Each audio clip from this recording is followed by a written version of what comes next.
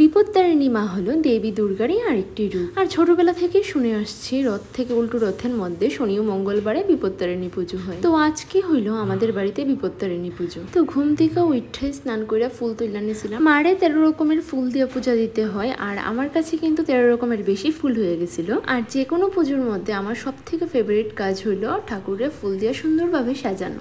আর পুজোটা আমি আর মা দুজনে মিলাই দিতেছিলাম। আর পুজো করতে করতে আমি তেমন বেশি ক্লিপ নিতে পারতেছিলাম না, যতটুকু নিজে নিজে নিতে পারছি অতটুকুই নেওয়া হয়েছে। আর তোমাদের কার কার বাড়িতে বিপত্তারিণী পুজো হয়েছে কালকে সবাই জানাইবা।